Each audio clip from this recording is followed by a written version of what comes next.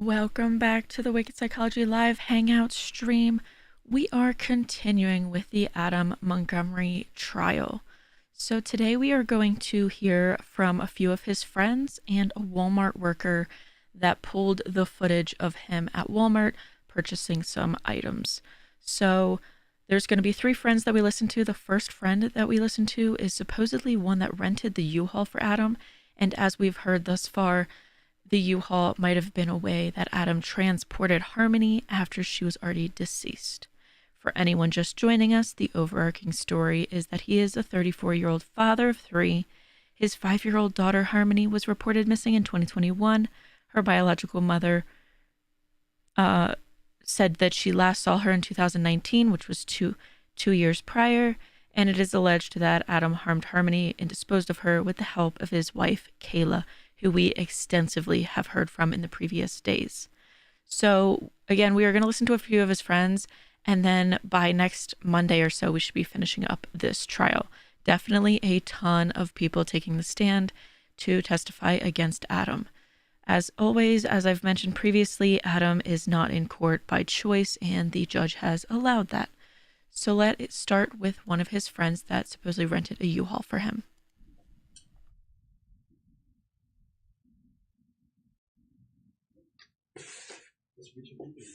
Stand it.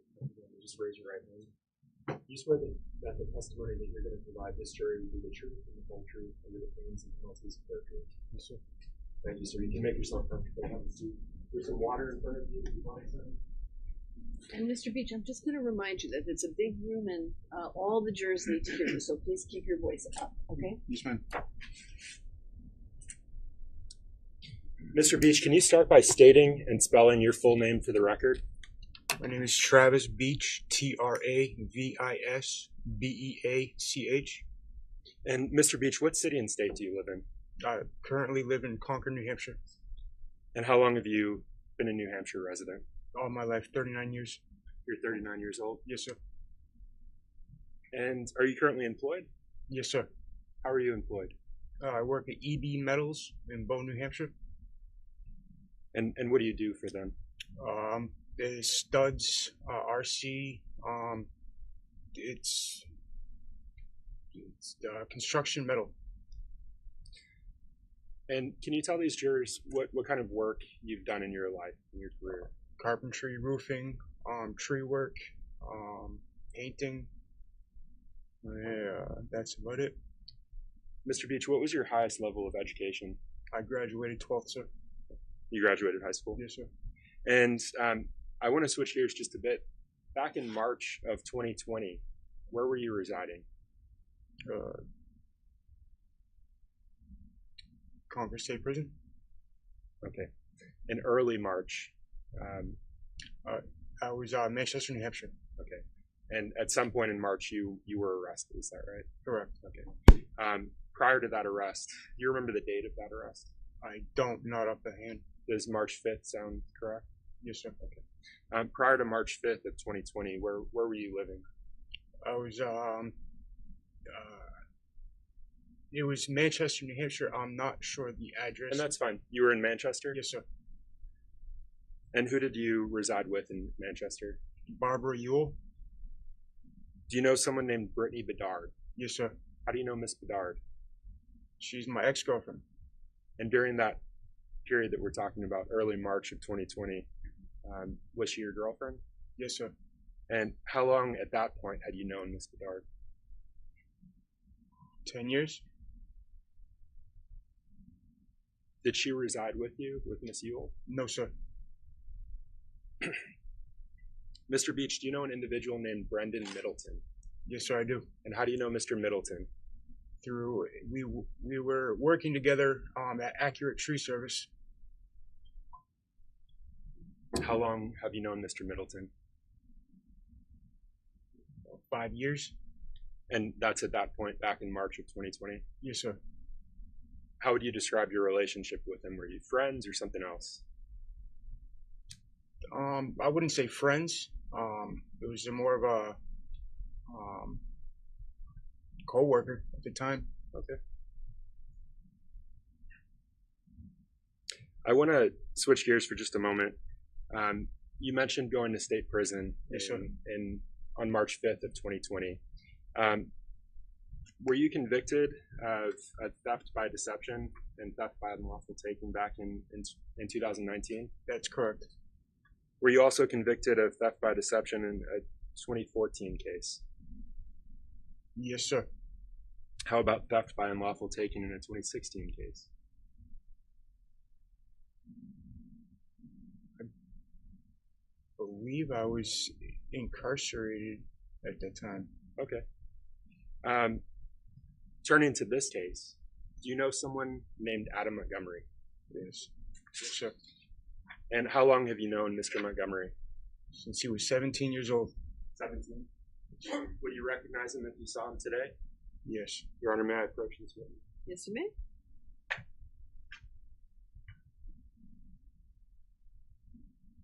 Mr. Beach, I'm showing you State's Exhibit 101.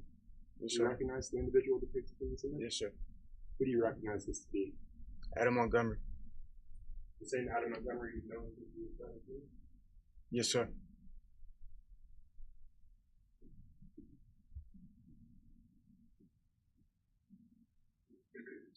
And back in early March of 2020, February into March of 2020, had you recently reconnected with Mr. Montgomery? Yes, sir. And how did that happen? I was at the mall in New Hampshire, and I was at the food court, and Adam was there with his girlfriend, and that's how him and I started talking again.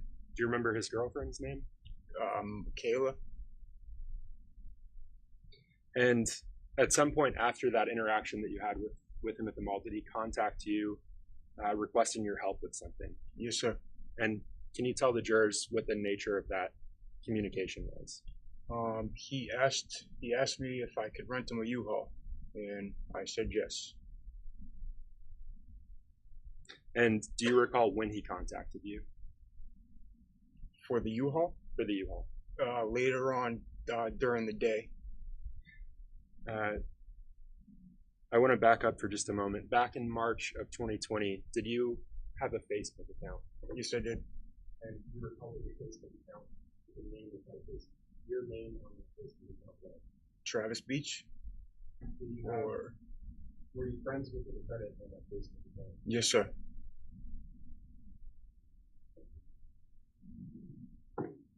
And so when he contacted you and asked you to rent him a U-Haul, what did you do? I didn't hesitate. He's a friend. I wasn't thinking of anything negative. I was at his apartment. I saw everything packed up. I put one and one together, thought it was two, but it wasn't. And let me stop you there, Mr. Yes, sir. Middleton. You said you were at his apartment and you saw things packed up. Yes, sir. Do you remember where his apartment was? Union Street, I believe. And that's here in Manchester? Yes, sir. Do you remember when you were at his apartment? 2020. Were you at his apartment with Brittany Bedard, with Miss Bedard that you mentioned? Yes, sir, I was. Your Honor, may I approach the witness? Yes.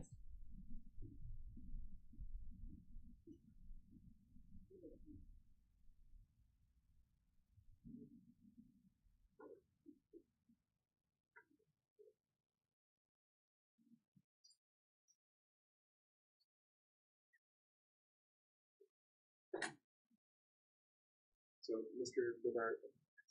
Beach, I'm showing you State's Exhibit 55. Do you recognize the individual depicted there? Adam Montgomery's son. Okay. And you mentioned that Miss Beach was with you during that interaction. Yes, sir. Does this accurately reflect your memory of his son that day that you went to the apartment? Yes, sir. Okay. And can you just read the date at the bottom of that image? Sunday, March 1st, 2020 at 6:02 p.m. So having that in mind, does that refresh your recollection as to the actual day that you went to the apartment? Yes, sir.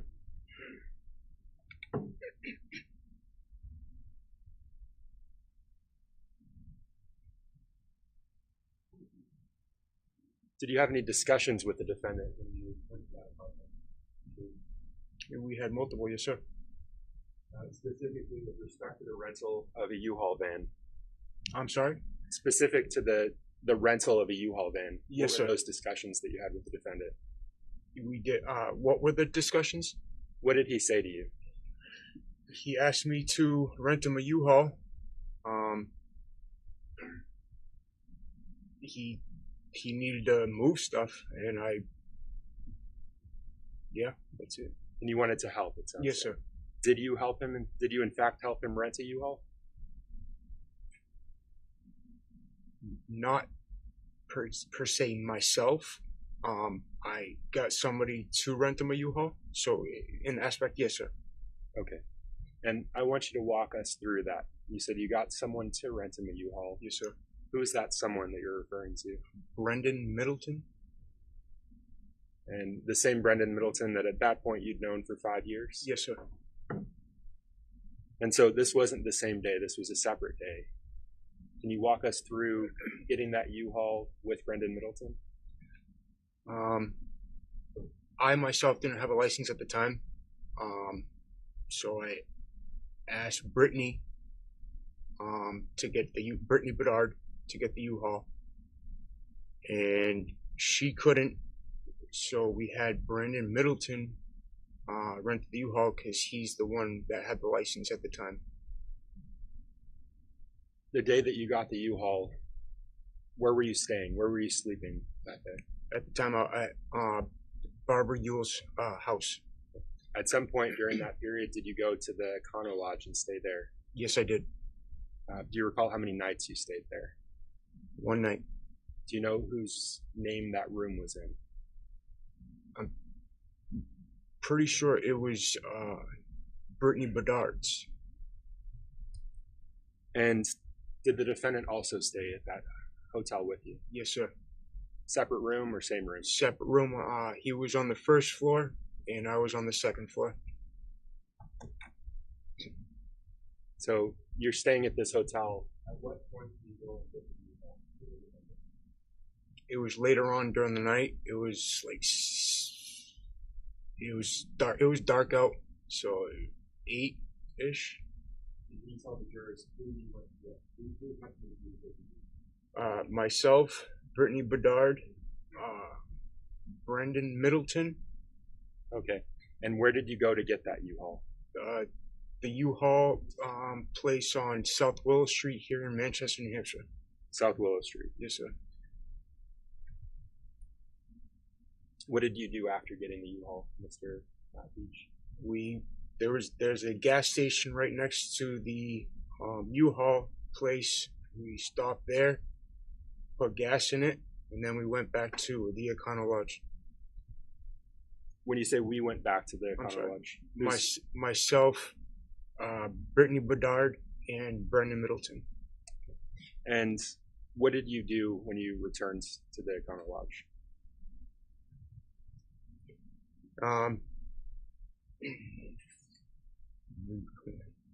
We did drugs at the Econo Lodge. Yes.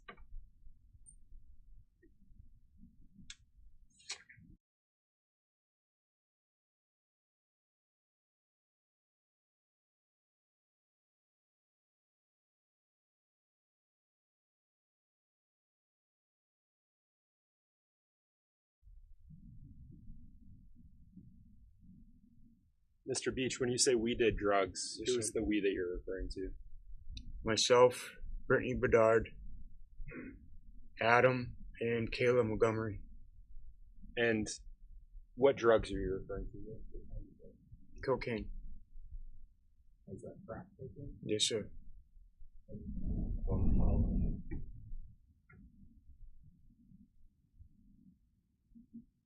At some point during that time, while you're doing drugs, did you exchange keys? Yes, sir. Did you provide him U-Haul keys? Yes, sir. Let's talk about that interaction. Can you tell the jurors where you were when you gave him the keys and what specifically he told you? Myself and Brittany Bedard gave the keys to Adam Montgomery, which he was staying at the Econo Lodge on the first floor. After that, Adam Montgomery and myself went outside to smoke a cigarette. He was pacing back and forth. He said he effed up, and I asked him what he meant, and all he could say and repeat was he effed up. And I'm not sure. You said he repeated that. Yes, sir. How many times did you repeat? 4 or 5 times. When you say F, you actually say it. Yes, sir. What did you say? Am I allowed to say? I fucked up. You repeated that Yes, sir. multiple I times. apologize. Okay, thank you. Yes, sir. Did you ask him to clarify? I did. And he did not. Did he say anything when you asked him to clarify? All he kept saying was that I fucked up. Where was Kayla during that conversation? Kayla was in the first floor at the Econo Lodge with Brittany.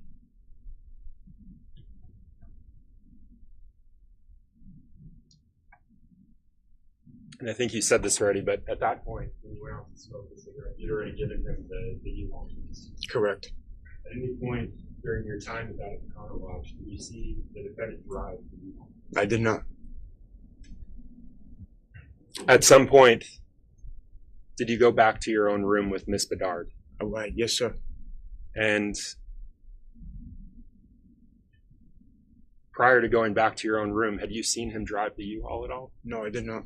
Was the sun out when you went back to your own room, or No, sir. It was still nighttime. it was nighttime? Yes, sir. And do you know what the defendant did with the U-Haul? I don't. Did you attempt to get in touch with him the following day about the U-Haul? No, sir. Do you think seeing those your Facebook messages would refresh your recollection on that point? Yes, sir.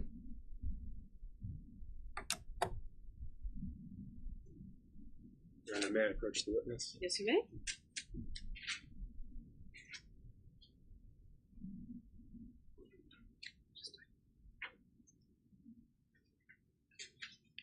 So, Mr. Beach, I'm showing you what's been marked for identification as Yes, State's sir. Exhibit 139. Yes, sir.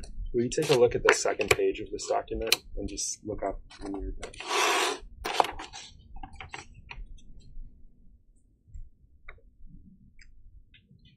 So let me ask you this while you're reviewing. Do you recognize what that is? No, sir. So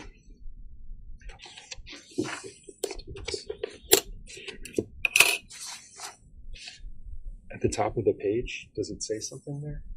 Meta platform businesses record? Meta platform business records. Yes. Sorry. Are you familiar with Meta? No, sir. All right. So let's look on. Does it say what the service is there? Facebook. Okay. And then halfway down the page, does it say first and last name? First name Travis. Middle name is blank. Last name is Beach. Okay. And I want to talk about the specific records. Yes, sir. If I can have just a moment.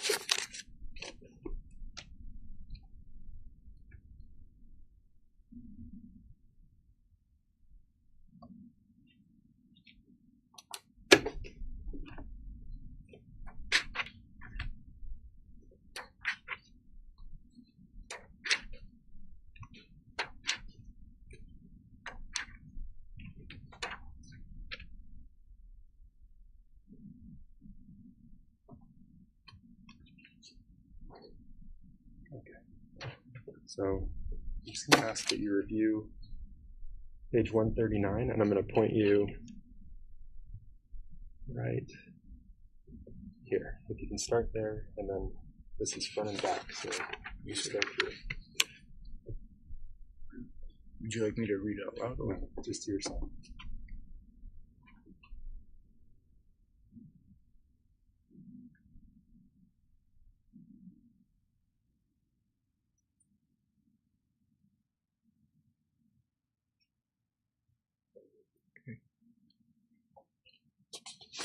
And so I'm going to draw your attention to right here, this message.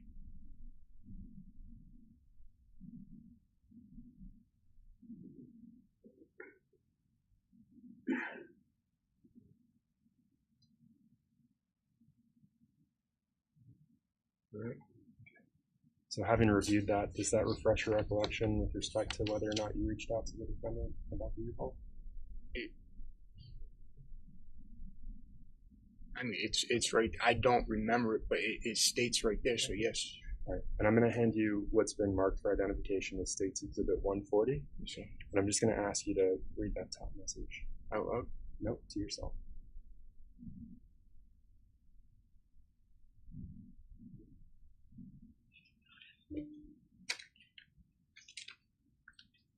And is that the same message you just read on your...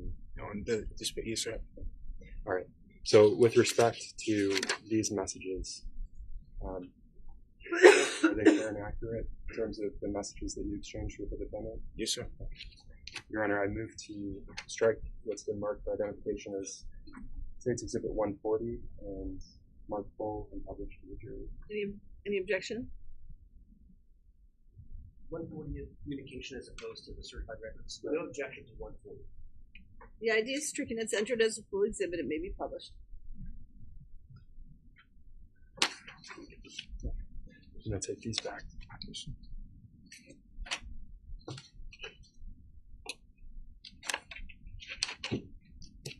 I'm going to ask that you hold on to this because we're going to go through it.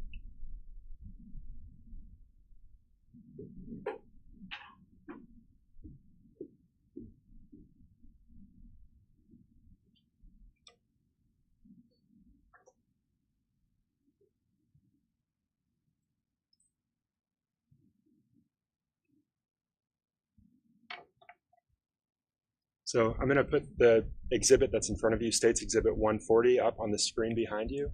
And I'm just going to ask that you look back and take a look at what's on the screen, the TV screen behind you. Other than the little red sticker at the bottom, is that the same image that you have in front of you? Yes, sir. And so you can refer to the image in front of you, but I'm just going to ask that you identify a few things.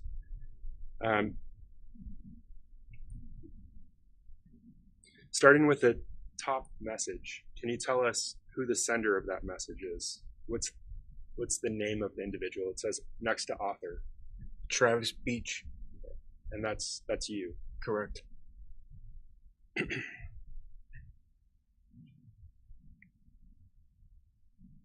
Can you tell us when that message was sent?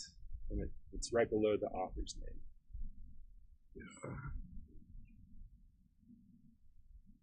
March 4th, 2020 at 1947. And do you see where it says UTC? Yes, sir. Are you familiar with Coordinated Universal Time, Mr. Beach? No, sir. Fair to say, though, it's not Eastern Standard Time. Correct. Okay. And can you tell us what you wrote? The slide immediately, or the message that says body. Bro, what U-Haul did you drop it off at? Because he just got a text saying the van was supposed to be back at 2, so please let me know. WTF is going on. And after you sent that message, did you immediately send another message? Can you go to the next, where it says body? ASAP.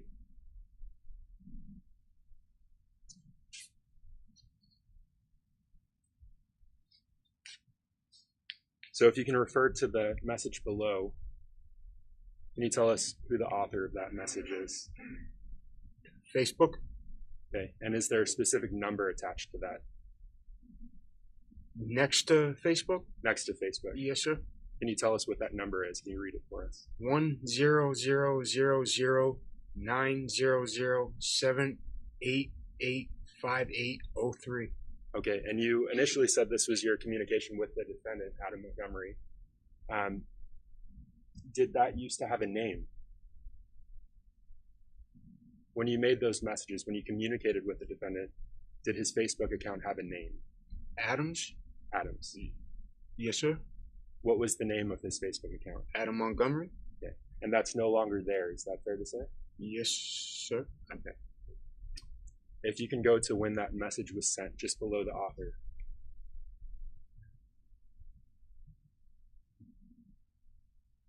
And if you can read the date and time of the response. 3/4/2020, 1947.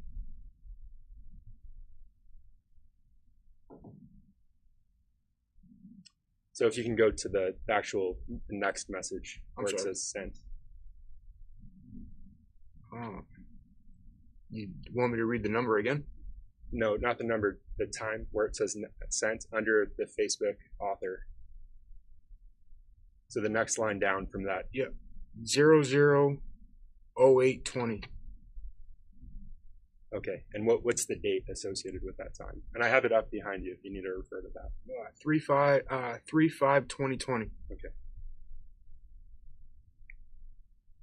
And if you can refer to the actual body of the message that you received from the defendant, can you read that for us? Please don't message me stuff like this on Facebook again. Okay, you skipped one message. You can go up to the message before that. I dropped it off on Willow, my word. All right, and let's go to the next message. If you can tell us that's also from the defendant, can you verify that? Yes, sir. Okay. And what's the time of that message? 000844. And that again is UTC. Yes, sir. And same date as the last message. Is that correct? Correct. All right, now let's go to the body of that message. If you can read that to the jurors. Please don't message me stuff like this on Facebook again.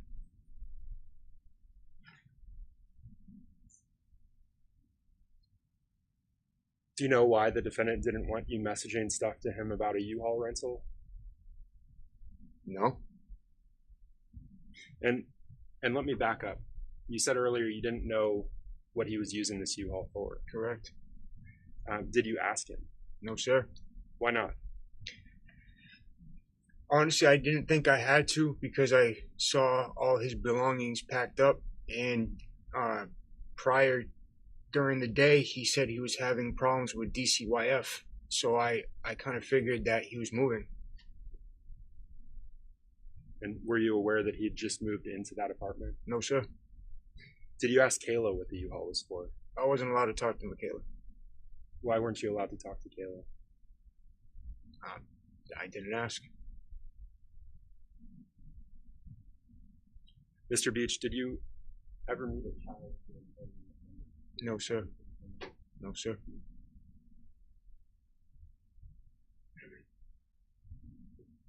Thank you. No additional questions, please, sir. And good morning, Mr. Beach. Yes, sir. I'm Jamie Brooks, and I represent Mr. Montgomery.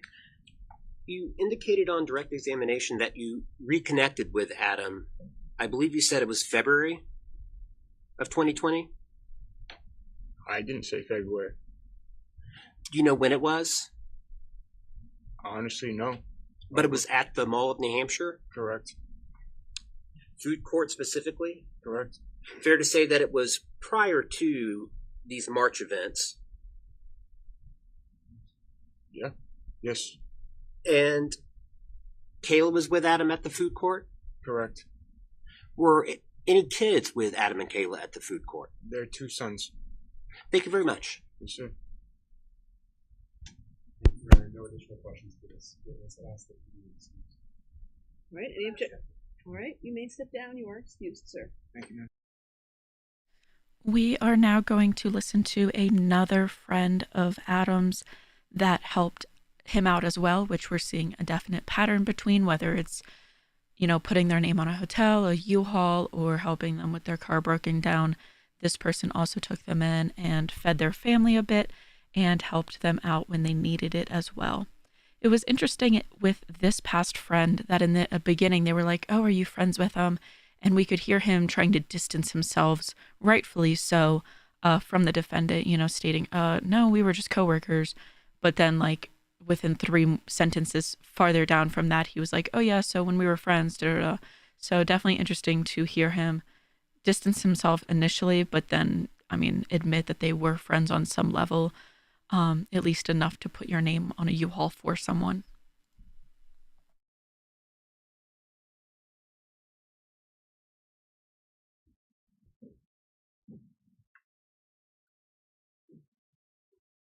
Ms. Hilbert. You would please watch your step on the cords there, and if you could just remain standing when you get to the podium, please.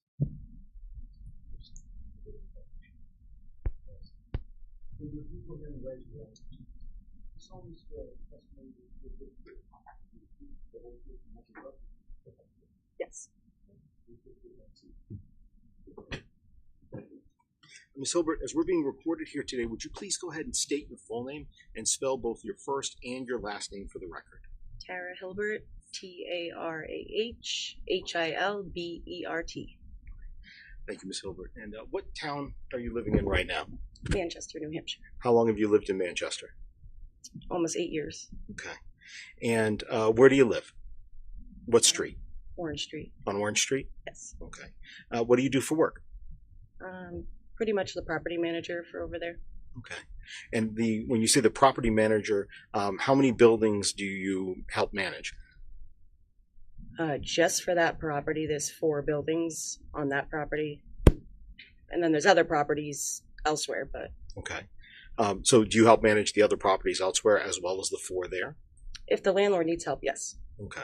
How long have you been doing that? 5 years? 4 years? 5 years? 4 or 5 years. And how far did you go in school? 10th grade. 10th grade. All right. What are some of the other things that you will do for the landlord to help out for those 4 properties or for properties elsewhere? Can you kind of describe what some of your duties are to the jury? I will help maintenance clean out apartments if they need it. Clean when before tenants moving in, I will completely finish cleaning it. I'll meet with new tenants before moving in, give them keys. If anybody needs any help, have any questions, they usually come to me, and I take care of it. I'm about to say, do they call you, or sometimes they usually even maybe knock on your door? Yes. Since you're right there? Yes. Right. Do you know an individual by the name of Dennis Cloutier? Yes. Okay. How do you know him? That is our maintenance man. Big beard? Yes. All right. How long have you known him? 8 years. And with regards to the properties that you talked about you take care of, is one of those properties 644 Union Street? Yes. Mr. Cloutier, do you know whether he has done work there at 644 Union Street? Yes. If I could approach, please, Your Honor.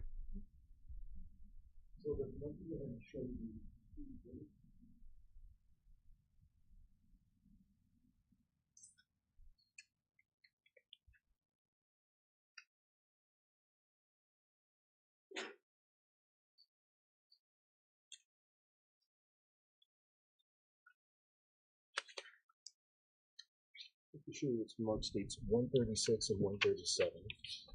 And just ask generally whether or not you recognize those images. Yes. What do you recognize them to be? This is my building that I live in. Okay. This is the corner of Orange and Union, and then the other property of Union Street. I see that's all on 136. And what about 137? That is my back parking lot. Okay. Back parking lot for your building, is it also the back parking lot for 644 Union? Yes. I'm going to leave these up here with you for a moment. Specifically looking at Exhibit 136, if you could just look onto the screen for a quick minute, Ms. Hilbert, just to confirm that's the same image. Yes. All right. And you went ahead and said that there was, well, could you please point out where 644 Union Street is in this, kind of the intersections? This is Orange Street, with Union. Okay. This is 644. So that's 644. The building that's right on the corner of Orange and Union, is that also one of the ones that you manage? Okay. And what about the building just to the right? If we go that'd be west on Orange Street there, yes, is that also one of the properties that you manage? That's my building. That's your building. Okay. With regards to a person by the name of Adam Montgomery, do you know who that is? All right. And who's that? It was a old tenant of ours. Could you please point out what was the building that Mr. Montgomery was staying in? That one there? Right. I'd like to switch now to Exhibit 137. I've got that on the screen. I just want to confirm, if you would please, that what you're looking at on the screen matches 137 that's in front of you on the desk. Okay. And from this angle, could you please point out where Orange Street and Union Street are again, that same intersection? Orange Street? Mm-hmm. So the back side of that 644 Union Street, which building is that? Okay, the one looks like a porch built off the back? Well, these are three separate numbers: 640, 642, 644. Oh, okay. Those units inside those buildings, are they all accessible from the back as well as from the front? Yeah. Right. And that, could you please point out the parking lot that's used by the people who live in that building? Right here. Right there. And with regards to your building, is that the building on the far left-hand side of the screen, still on this side of Orange? That's right, yes. That's the one, okay. All right, thank you, Ms. Hilbert. Please feel free to have a seat. I appreciate that. Thank you. With regards to Adam Montgomery, you also know an individual by the name of Kayla Montgomery. I do. How did you first meet Adam Montgomery? I don't know our first interaction. I remember seeing him here and there. And then I feel like it had to do with the kids because I had a child, their children's age. Mhm. And it kind of just went from there. With regards to, you said you had a child the same age as their children's age. How many children did they have that you saw? At that time? Yes. Two. Two. Did your child and their children play together sometimes? And where would they play? In the parking lot. The same one that we see here on Exhibit 137? More at the parking lot on my side. Okay. But yeah. At the time, Adam Montgomery, what was he doing for work? Do you know? He was not working at that time that I'm aware of. Separate from that, did you ever visit him inside his apartment? No. Okay. Where would you interact with him? In the parking lot, my porch, and he was in my house a couple times. And why was he in your house a couple times? We were feeding him, Kayla, and the kids. What time of year was that? Summertime. Like a grill out or something? Yes. Right. Did he ever say anything to you about having a daughter by the name of Harmony? He did. Okay. What did he say about Harmony? Just that he had a daughter named Harmony and that he hadn't seen her in a couple of years because her mother took her back to Massachusetts. That's what he told you? Yes. And when would this have been that you had this conversation with him? What year? 2020. 2020? Yeah. Would you have conversations with him also in, let's say, to 2021 as well? With regards to, let me just say this. Did he ever say specifically where Harmony was with her mother? I want to say it was Lowell. Okay. Lowell, Mass. All right. That's your memory? Yeah. And when he was living next door, I'm sorry, not next door, but he was living in Union Street and you were over on Orange Street, right? So it's not technically next door. To me, it's next door, but yeah. Okay. Right. With regards to the residents at Union Street during the time period that he was living there, how would you describe those neighbors? Were they average? Were they quiet? Were they loud? I didn't see them the first 6 months of them living there. Oh, and by them you mean Adam and Kayla. Oh, okay. is that what we were talking about? Well, yeah. Let me revise the Sorry. question. That's all right. That's all right. That's on me for not asking a clear question. So you didn't see them for the first 6 months. Let me go with that for a minute. Yeah. All right. And how would you get into their apartment from this photo that we're looking at here? Can I stand up? Yes, if you could. Well, their back door is right there. Okay. So I see you're kind of pointing to the bottom left of that stair structure on the top right-hand side of the, or top right-hand, let's say, quadrant of the image. Is that right? Would you say that's the top right area of that photo? For me, it's left, but Top left. Okay. Top left of the stairs. Okay. But overall, if I looked at the whole photo, would you say it's the top right-hand side of the photo? Yeah. All right. With regards to the noise, was there ever any noise complaints in those buildings? from other tenants, yeah. From other tenants? Okay. Did you ever receive one from Adam Montgomery? Not that I recall. I think everybody stayed away from him. They just stayed. Sustained. I'll rephrase the question, Ms. Hilbert. So, with regards to that particular building, did you ever respond to any sort of noise complaints at that building? No. Okay. And I mean 644 Union Street, that building? No. And let me ask, with regards to Adam Montgomery, did he ever tell you where they were living prior to them living at 644 Union? Yeah, they told me that they had stayed with Sustained. Rephrase the question. Okay. What, if anything, did Adam tell you about the location of where he had been living prior to him coming to be with you? I knew about the pit program they were in, and then Did he ever say about any other residence he lived in before Fit? a car. A car. Thank you. I'd like to ask a few questions with regards to Kayla Montgomery. Did you have conversations or communicate with her as well? Yes. And I'm not going to go into the substance of what those conversations were, but what were the ways that you would communicate with each other? Sometimes through Facebook Messenger, other times on my porch. In April of 2021, at any time, did you take Kayla away from the Union Street apartment? I did. Why? Because Adam had beat her pretty bad.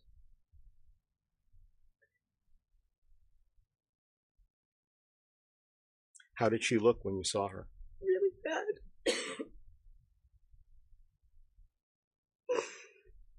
And when you say really bad, can you describe where you saw, I'm sorry, did you see any injuries on her? I did. Where did you see those injuries? Her eyes, her nose, she was covered in blood. Where did you take her? To a hotel in Oak City.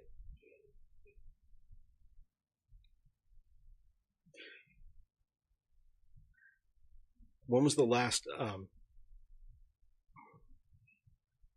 did she have anybody with her when you took her to the hotel in Hooksett? Her two boys. And the little girl that she had just had. The baby?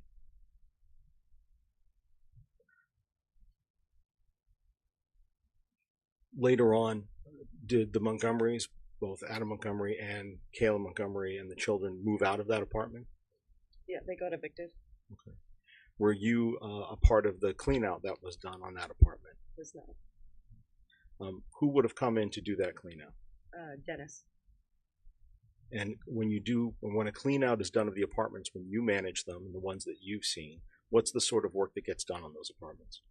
Pretty much just throw everything in trash bags, and I specifically put it on the outside porch, and Dennis will come pick it up with the trailer and take it to the dump. What about with regards to any of the sort of appliances inside? Are appliances changed? Yes. And what's the typical turnaround time for a new renter to come in? It all depends how damaged the apartment is prior. Sometimes it'll take over a month to fix the damages. Once the apartment is ready to rent, usually what's the time period between that and when a new tenant would move in? I'd say a week to 2 weeks. Okay, so a week to 2 weeks assuming the apartment's okay, that's the turnover time. Yeah. Let me just have a moment, please, Your Honor.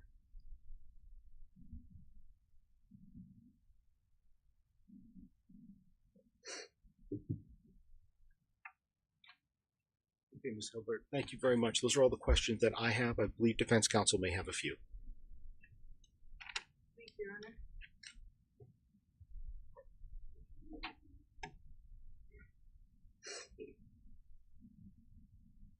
Ms. Hebert, you testified about a conversation with Adam where he indicated that Harmony was with her mother and you thought perhaps Lowell. Yes. And that conversation came up in the context of him talking about missing her, right? And you sort of asked, well, where is she? And that was his answer. Yes. Now, you also talked about seeing Kayla with black eyes. Yes. And you're pretty emotional about that, right? Because you and Kayla had become very good friends. Not just that. Oh, right, of course. But one of the reasons was that she was quite dear to you. Yes.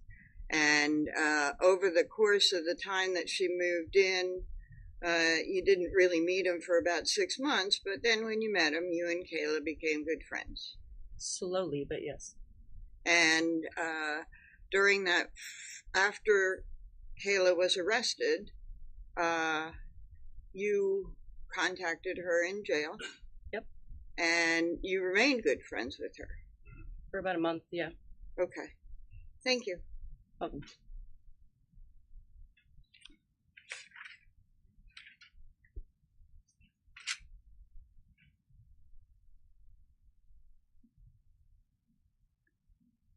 Thank you very much. You may sit down. Thank you. The next witness is a Walmart worker. That is the one that pulled the footage from when Adam was at Walmart buying possibly some questionable items. Was done. How long did, back at that point in 2022, how long did Walmart hold on to? As you can see, just letting you know, so it doesn't seem like we're totally starting in the middle for no reason. I did skip his introduction because it was quite lengthy, and essentially he was just talking about all the different Walmarts he's worked in, what they do with security footage, things like that. So we're just kind of getting to the point of the footage of Adam and how that's relevant. Recorded surveillance footage. It just depended on the camera and how much activity was recorded on that camera, but it was anywhere between 2 to 3 months. Were you asked to then, again, get video footage from December 30th or December 31st of 2021 and provide that to the Manchester Police Department? I was able to do that. So how did you do that? How do you obtain that for the officers when they requested it? So pretty much generally what they do is they'll give me a time frame and a general description of what I'm looking for, and then I would review that video, and then I would burn the times associated with the video frames. Were you able to find a specific time for an Eco ATM transaction that the police asked about? I did. And were you able, from viewing that video, to see the people who came in and made that transaction? I was able to, yes. From the cameras that you had available and the footage that you had available, what, if anything, were you able to view or record about their movements inside the entire store? So I was able to see 3 people approach the Eco ATM machine, and then while one person remained at the Eco ATM machine, 2 others then proceeded to walk around the store. Were you able to recover the footage of all 3 of those people the entire time that they were within the store? I was. And once you were able to see that footage, did you make a recording and provide that to the Manchester Police Department? I did.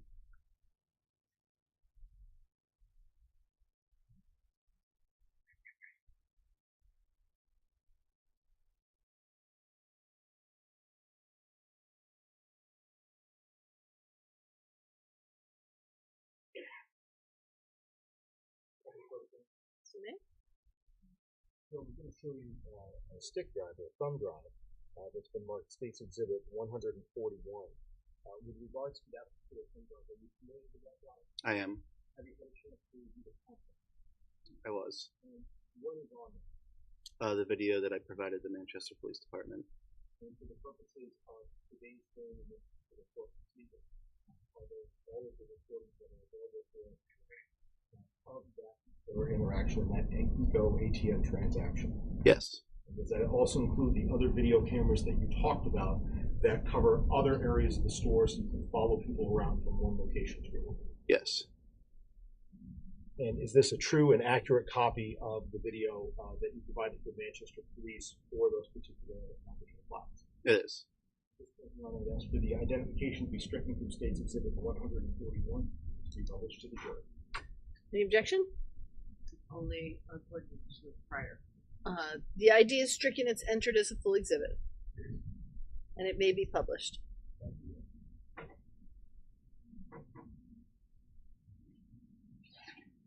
No, just I'd like to ask you, with regards to this particular series, this areas of video footage, how are the video footage itself? Is there a notation that's made or somewhere in the recording about the time that the video was captured? Is that in the footage, or is there another way that that's recorded on the screen? Some camera angles might have it on the screen when you're watching it. Otherwise, it would be on the document itself, like the saved profile. Saved profile. Yeah.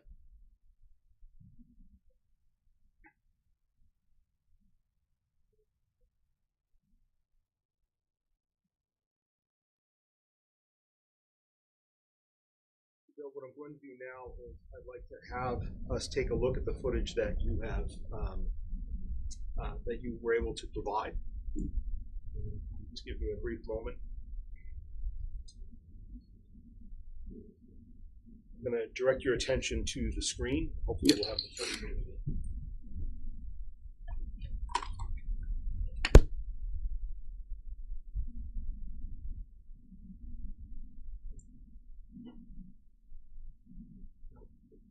With regards to these particular drive and its contents, I'd like to go ahead and show you the index of the files themselves.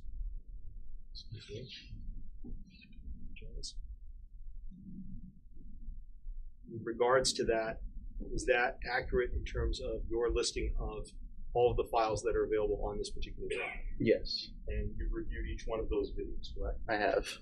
Again, they're accurate for what was provided. Correct. With regards to that, I know they're rather hard to see, so if you excuse me for a second, I'm going to bring them back over on my screen. And I would like to have you kind of take us through the store. Okay. And I'd like to watch different areas of this video footage. We may not watch every single one, but it's my understanding you testified these do cover, for the purposes of today's hearing, all of the relevant video times of these three people being in the store. That's correct.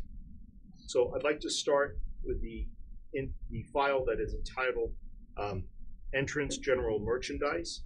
And with regards to that, I see that there's a title on the slide, General Merchandise, that specifically goes to 1355.14.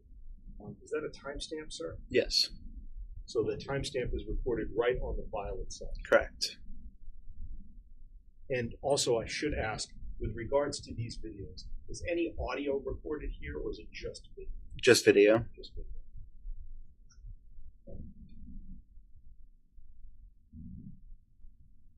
So just a second, sir.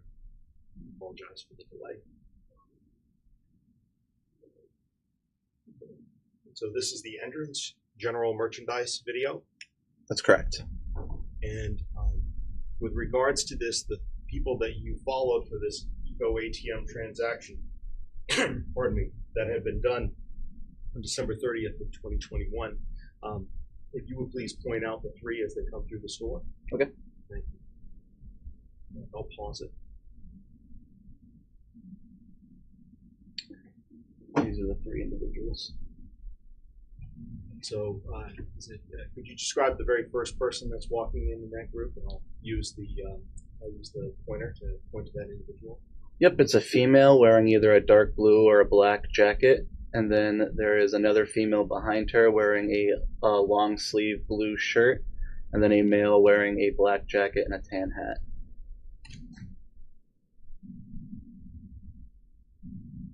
Stopping the video in a few seconds into this, we're still seeing the same three individuals. That's correct.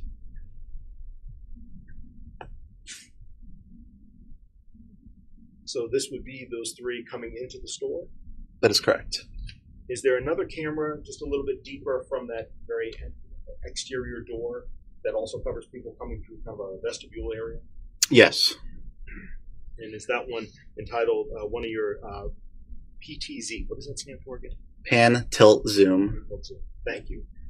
Pan, tilt, zoom. Camera number 17 be able to show us more footage of that door? Yes. Playing that file. 1355 to 36.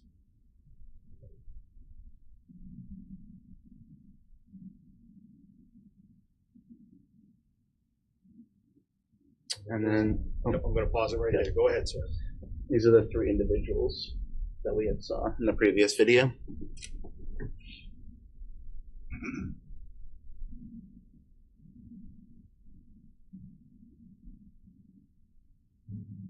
That area that we see them walk off the screen, where is that area leading to?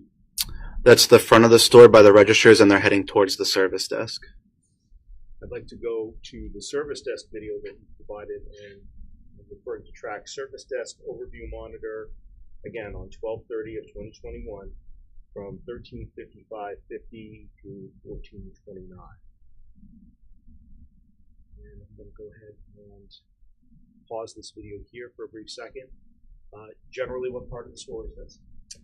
This is the front end of the store, and this is the service desk area. And so what do I see? Kind of at the very top of our screen here, line of kind of blue. Are those checkout aisles that we're seeing? Yep, those are the front end registers. And can you please point out where the Eco ATM machine is to recycle electronics? Where's that? So you're pointing to the green device on the left-hand side of the screen against a blue wall. Is that a good, accurate description? That's correct. What I'd like to do is go ahead and keep playing this video for a moment, and then have you tell us when you see those same three people come back. Yes, sir. Do if we can. These are the three right here. Awesome. Right there. Correct. Could you please point out where those three are again? First of all, we'll start with the woman that was in the dark colored jacket from before. Yep. Okay. And the woman in the light blue colored sweatshirt, and the gentleman with the darker sweatshirt and the tan hat.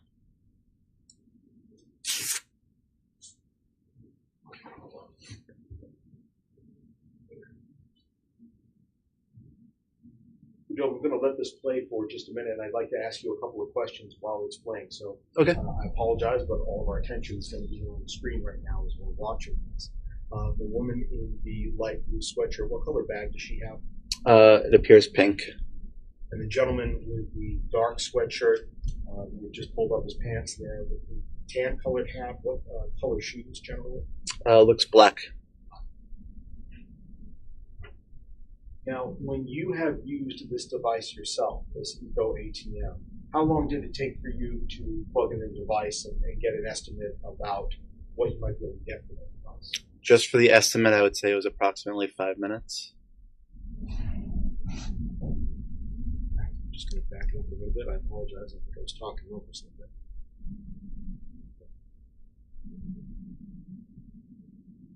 So do we still see the same two females that came in using the device?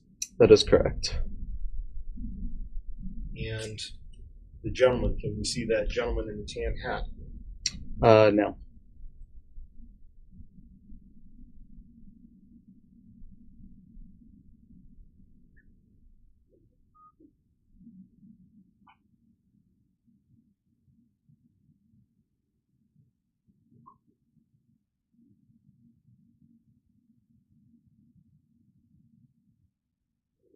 Can we see the gentleman in the tan hat now? Yes. Where is he? He's back at the Eco ATM machine behind the female with the black jacket. We'll go ahead and press play. Could you please stand up again for a moment and show us where he is? Yep.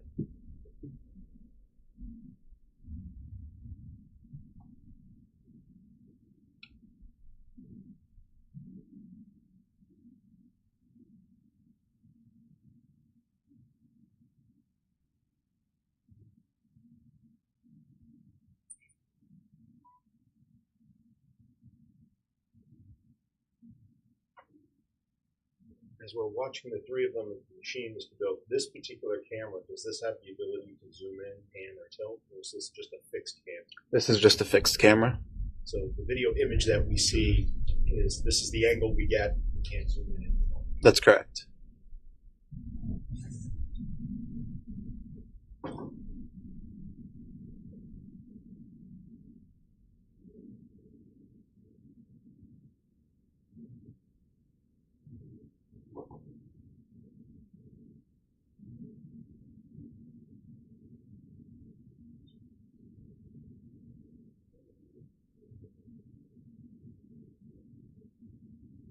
gentleman in the tan hat, you still see him in this at this point in the recording?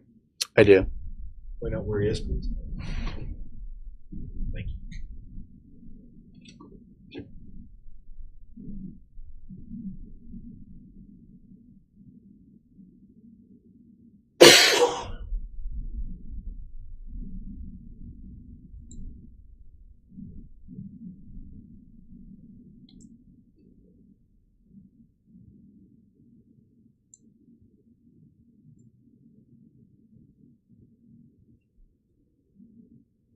If I can ask you, with regards to the Eco ATM, again, as we're continuing to watch the footage together, with regards to that device, do you know whether or not that device records photographs of the individuals who are using the device? It does.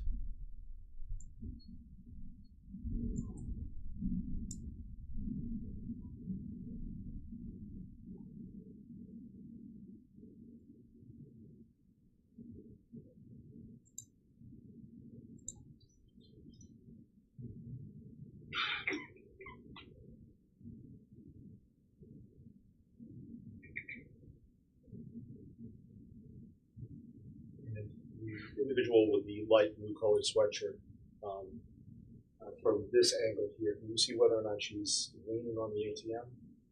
It does appear that she is, yes. And the other woman in the dark colored jacket, is she still standing next to her? She is.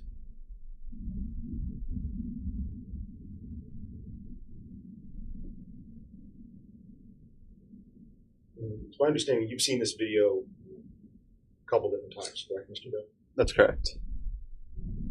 And this, standing at this particular device, this goes on for some time, is that right? It does.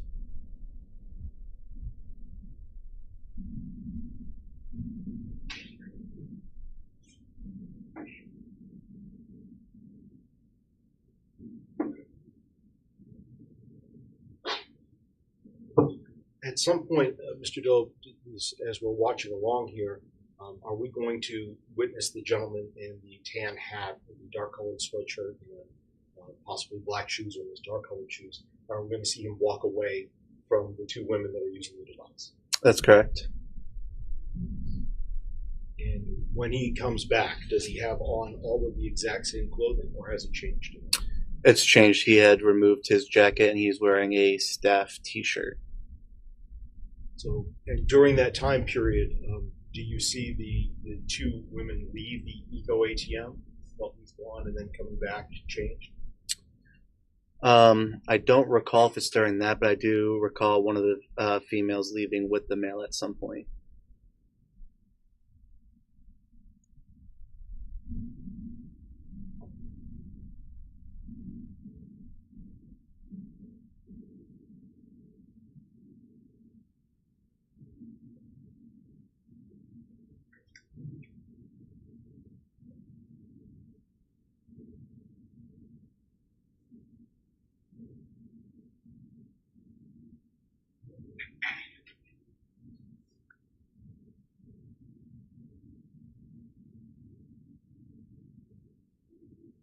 In your review of this section of the video, does the gentleman in the tan hat ever stand up to the screen, or is he behind the ladies like he is now? He's either behind the ladies or standing to the side of the machine. So, which side of the machine?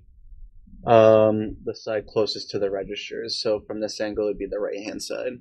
Right side, top of the screen. Correct.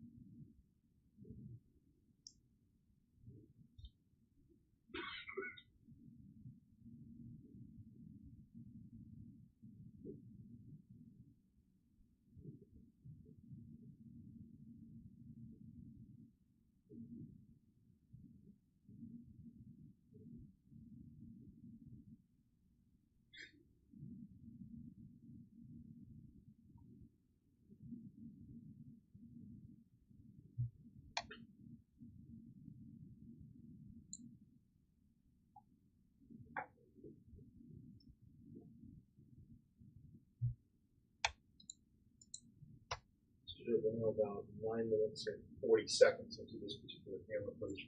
Can you still see the same three individuals? I can.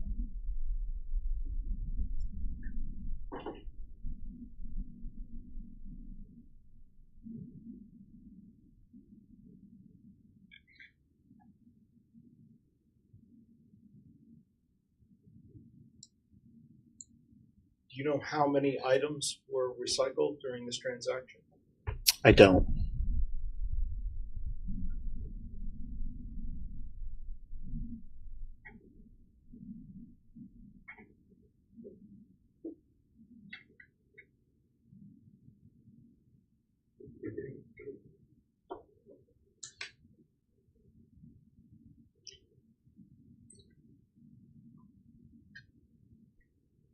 And I should ask specifically, do you know any of the individual items that were recycled during this transaction? I just know of a phone, but I'm not sure of a particular phone. So not a particular number or make or model or anything like that. That's just correct. A phone. Correct. All right, thank you.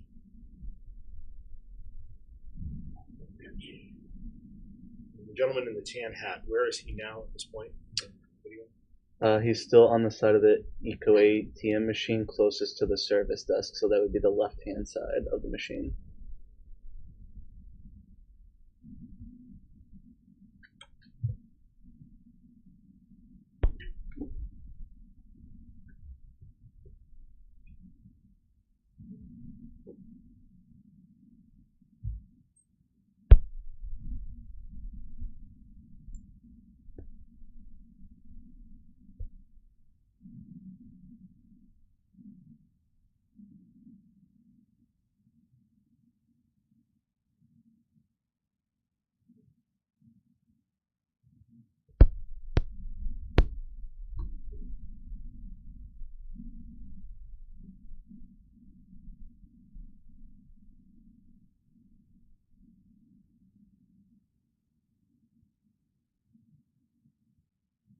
Mr. Bill, if I could direct your attention over to the right-hand lower side of the screen as we're still watching what's unfolding. Can you tell us how long this video track is, please? It's cut off a little bit, but I believe it's a little over 33 minutes. 33 minutes. Yeah. And what I'd like to do is I'd like to move forward a little bit in time. I know you stated at one time that this individual is going to change his clothes, the gentleman in the tan hat. That's correct. Characterization, I think we just provided to Sorry, I apologize. Let me Objection is sustained. Yes, sir. Mr. Bill, I believe that I apologize. You did testify at one point that he's going to take off his jacket, correct? That's correct. What I'd like to do is I'd like to move forward in time to a moment when we see that, if we could, please. Okay. So I apologize. My eyes are not what they used to be for me to be able to see. Are we about 2 minutes or so? Oh, hold on a moment. At this point, is the gentleman in the tan hat walking away? He is. Okay. And what about the young lady who's wearing the dark jacket? Yes, she's following him. I believe you said that you have other cameras in the store that cover different sections of the store. Is that right? That's correct. With regards to that, let me ask you, are any of those cameras a little bit closer to be able to see an individual's face or what they're wearing? Yes. And why is that? I'm going to pause the video here. Why is that? Why do you have cameras that are closer to people as compared to a camera like this, which appears to be up in the air? So some of the departments, we consider them high risk, meaning that there's a lot of theft that comes out of that department. So there's better camera angles in those aisles. So some of them are closer, not exactly face level, but it's almost face level. It's probably about 6.5, 7 feet from the floor. And we call those the public view monitors. And that's because when you enter the aisle, the camera, there's a monitor above the camera that shows yourself in that aisle, so you can actually see yourself in that aisle. A customer can see themselves. Correct.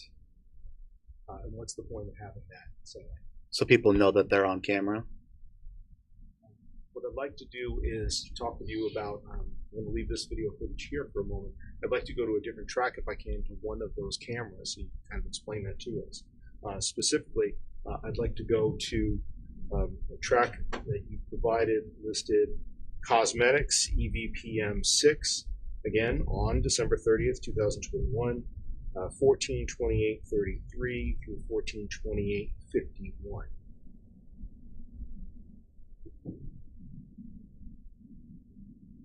Is this one of those cameras? It is.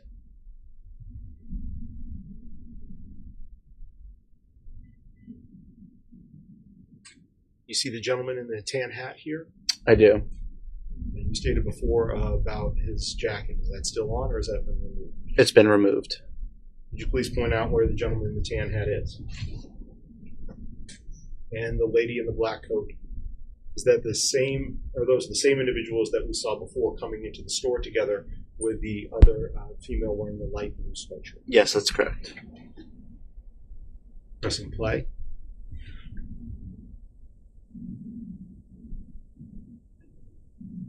What's written on the back of his jacket there? Or shirt, excuse me. Staff. Staff. And the front of the shirt, did you see the logo? I did. I don't recall. I believe it was Coors Light or something of that nature. You have cameras on multiple areas of the cosmetics aisle, so can we follow where they went to right after they turned the corner there? Yes. I'd like to now play for you a track you provided listed cosmetics EPVM4, again December 30th, 2021, 14/28/47 through 14/29/13, and ask you some questions about this.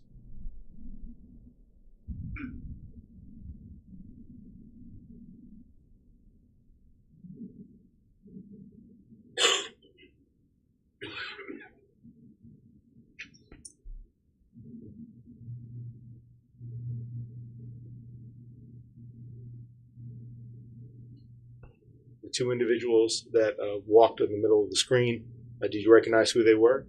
Yep, those are the same individuals.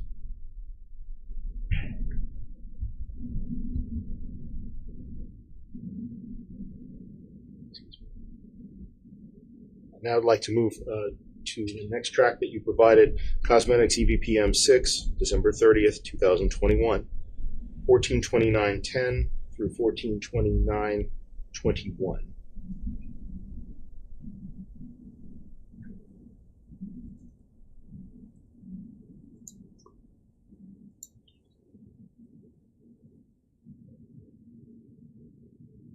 These are the same individuals that we're seeing here on this video? Yes. Can you, now that you've got, to be able to see the gentleman, can you make out what's on his shirt? I see the letters COO.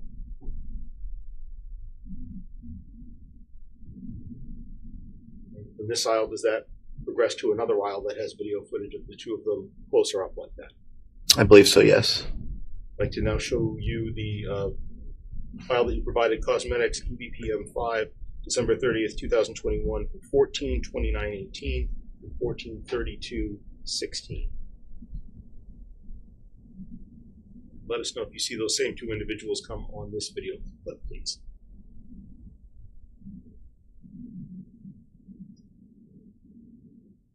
I do. Could you point out where they are? This is the male and then the female.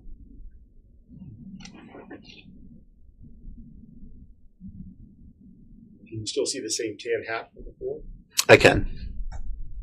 In regards to these last three video clips that we've watched and the one that we're watching right now, do you see the dark colored jacket that he had on from before? He is not wearing the jacket.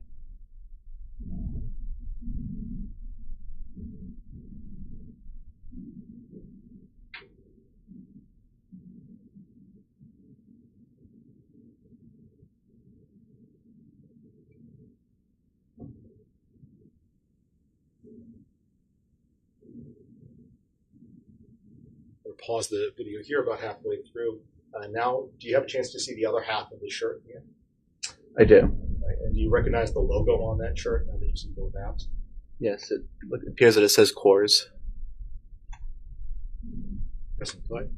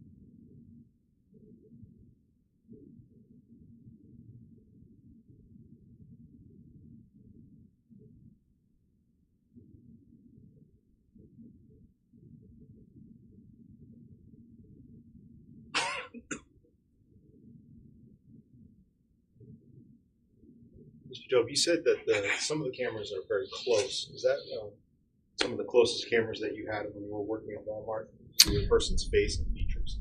The only other close ones I would think of would be the entrance and the exits. And is there also kind of a, say, a middle view compared to kind of an eye in the sky where they're almost it's like in the middle? So you get a little bit closer to the individual, but maybe it's not up on the ceiling. Yes, there are some of those. And specifically, do you have any like that? It comes with a label called razor blades when it comes to video. Yes. Why is it that Walmart keeps video footage over at the razor blade section? It's just another aisle that's considered high risk.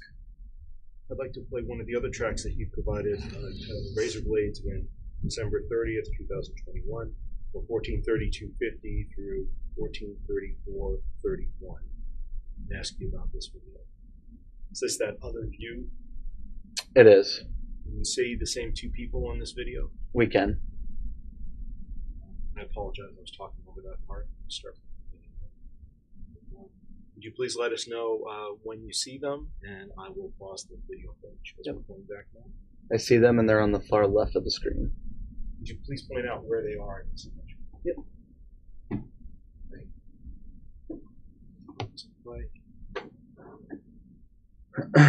Cosmetic section that we saw them walking through before, is that just to the left or the right of this camera?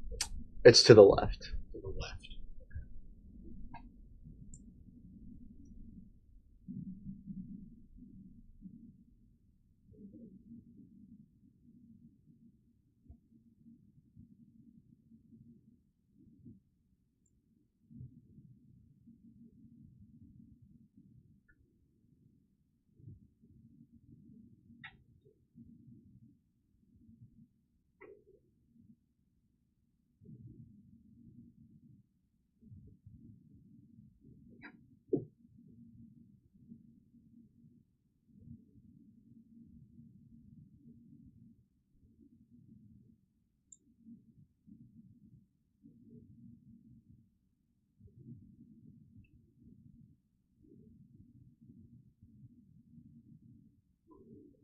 You see them again?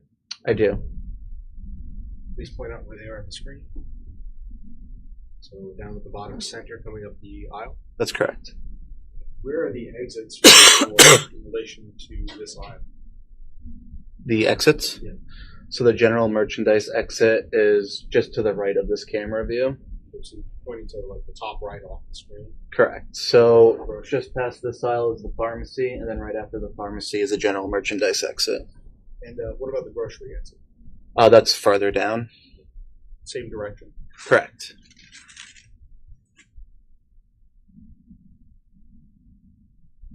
And with regards to these two individuals, were you able to capture footage, or were you able to see footage that was captured of them exiting the store? I was.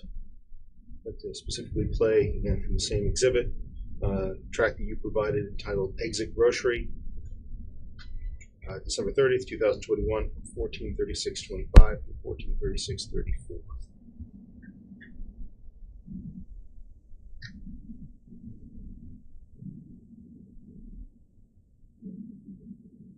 You see the gentleman in the tan hat? I do. And can you describe what he's wearing at this point? He is still wearing the tan hat and the Coors t-shirt. And 2 more seconds in, you see the woman in the dark coat from before? I do. She's still wearing the dark coat. She is. In regards to all of the footage that's available on this particular drive, does it appear that she changes her appearance at all during the time that she's in the store? It does not. And other than the fact that he removes the dark colored jacket, does it appear that he changes his appearance other than the jacket? It does not. Do you know where that jacket went or where he placed it? I do not.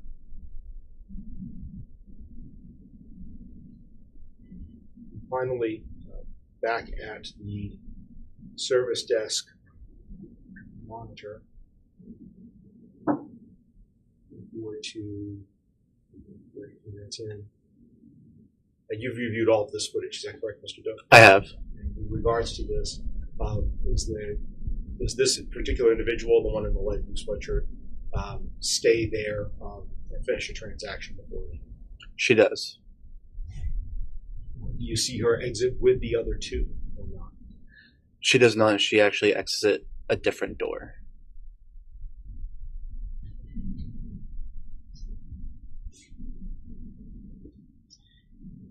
Mr. Doe, we're going to end there. With regards to that and the other footage on there, once you have that provided, once you have that obtained, who did you provide it to the Manchester Police Department?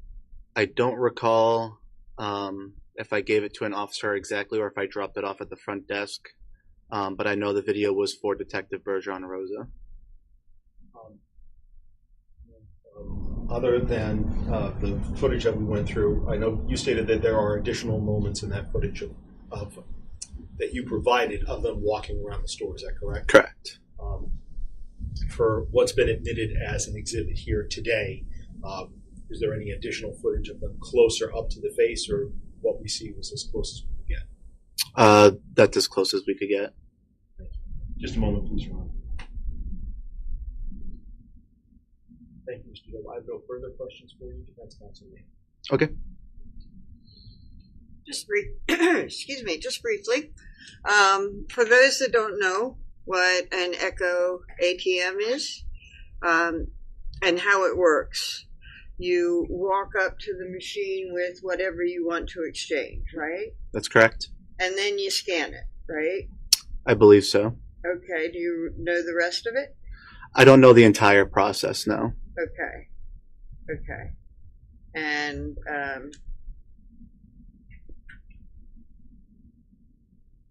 have you seen?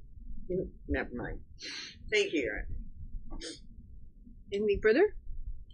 No. Yes, for the witness to be excused. Any objection? No objection.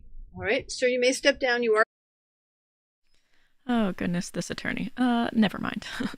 All right, so we are going to finish up today with one of Adam's friends that considers Adam a very, very good friend from the past. So we'll hear what she has to say. Excused. Thank you. With your first name and your last name for the record. Yeah, my name is Rebecca, Rebecca, and my last name is Maines, Maines. And Miss Maines, you reside in New Hampshire, correct? I do. How long have you been a New Hampshire resident? 49 years. 49 years. Currently, it's my understanding that you're staying at the New Hampshire State Prison for Women. Is that correct? I am back on a parole violation, yes. Okay. And what is your anticipated release date? April 15th. And just to get this out of the way, with regards to previous convictions that you've had, it's my understanding you've had convictions for a series of theft by unauthorized takings and one count of credit card fraud, all between 2016 and 2019. Is that correct? That is correct. During that time period between 2016 and 2019, what were you battling with? I'm a heroin addict. And how long have you been in recovery? 10 months today. Congratulations on that. With regards to your work history prior to using heroin, what sort of jobs did you hold? I was in the medical field. And what did you do in the medical field? I was a nurse. Do you know a person by the name of Adam Montgomery? I do. Okay. Where did you first meet Adam Montgomery? I met him in Manchester in 2022. We were both part of the sober community. Correct. We'll show you the criminal states exhibit 101. I see that you're nodding here. Do you It's recognize Adam. this person? It's Adam. That's Adam. It is.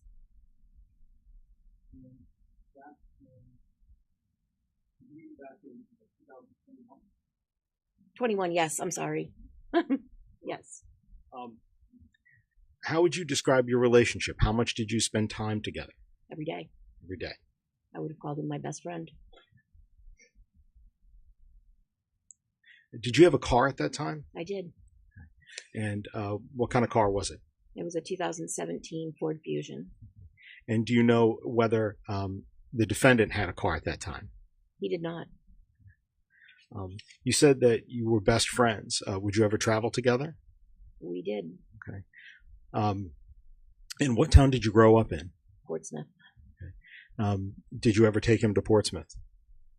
No, Hampton Hampton. was the furthest. Okay. And what town did he grow up in? I want to say Lynn, Massachusetts. I know it's down. It's Revere. I believe it's Revere. I know it's down in that area. Did you ever talk with him about his children? How many children he has? Yes. Okay. What, if anything, did he ever tell you about how many children he had? Well, I'm pretty sure I told you guys 5, but thinking about it, I know he had 4. You know he had 4? Correct. And when you say you guys, are you referring to investigators? When I spoke with the state, yes. Okay. With you and... About to say, this is not the first time you and I've met, is it? No, it is not. Okay. And where did we meet? At the New Hampshire State Prison for Women. And what did we talk about that day? We talked about my statement. Okay. And do you remember what you were told to do when you were testifying? Yes. Okay. What were the 3 rules of testifying that we talked about? Speak loud, tell the truth. And I don't remember.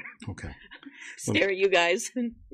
Let's say, does it sound like one of the other things was to make sure you use your own words in whatever your testimony absolutely, is? Yes. Sorry. All right. It's all right. At the time in 2021, did you ever talk with Adam Montgomery about a daughter named Harmony? I did. Where did he say she was living in 2021 when you talked with him? He told me that he dropped her off to her mother in 2019 at a rest area. What did he say about how often he was seeing her back in 2021? He said her mother would not allow him to see her and that he had been trying for some time. What, if anything, did he say to you about her having any sort of toilet problems or bathroom issues before she went to live with her mother? He said she was constantly wetting her pants or using the bathroom. He put her in the corner in her soiled pants. But that she would repeat it when she'd get in the car. She'd have an accident, but he said it was on purpose. On purpose? Yes. That's what he said? Correct. What did he say about why he decided to send Harmony back to her mother? Because she continually shit her pants. Sorry. That's okay. Are those his words? Yes. Okay. Then those are his words. Remember, one of the things is to make sure that you always tell the truth, correct? You just took an oath a moment ago to tell the truth. Yeah.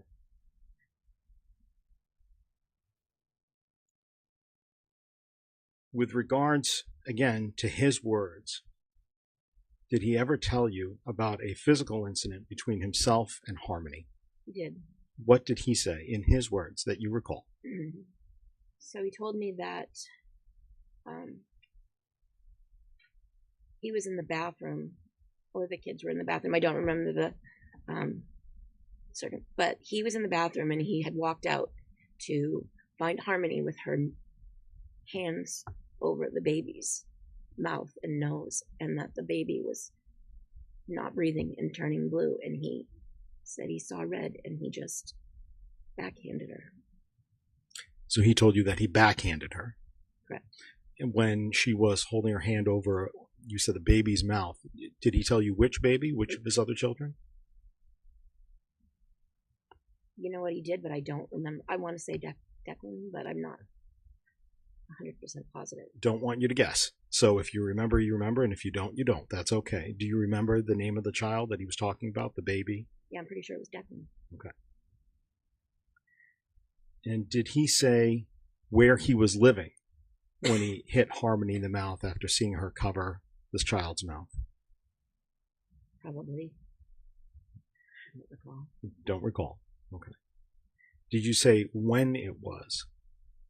Specifically when in the year? Spring, summer, fall, it was right winter? before he returned Harmony to her mother. Right before?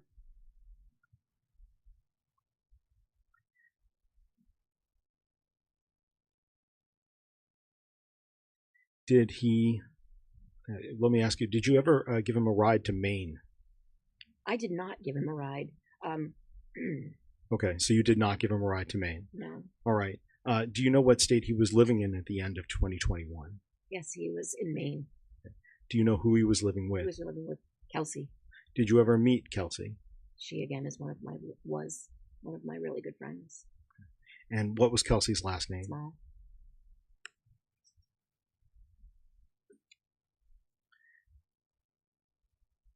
Finally, with regards to what the defendant stated to you about Harmony, what, if anything, did he ever say, or I'm sorry, who, if anyone, did he ever say Harmony reminded him of? Her mother. Her mother? Her mother. And did he tell you how that made him feel? God bless you. He said he hated her. Right to his core.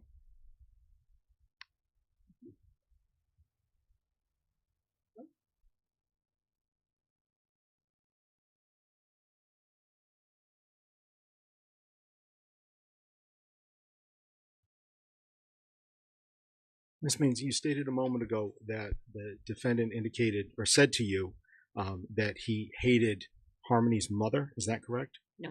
Oh, who did he hate? Harmony. He hated Harmony. Yes.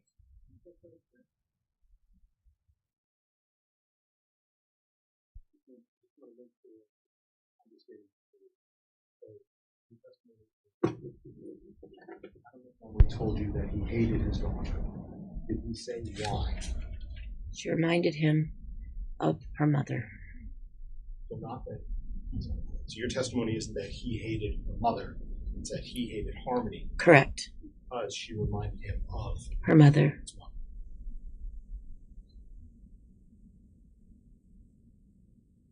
mother. And at that point, I have no further questions for this one. I thank you very much for your time. Or leave defense counsel to have with you.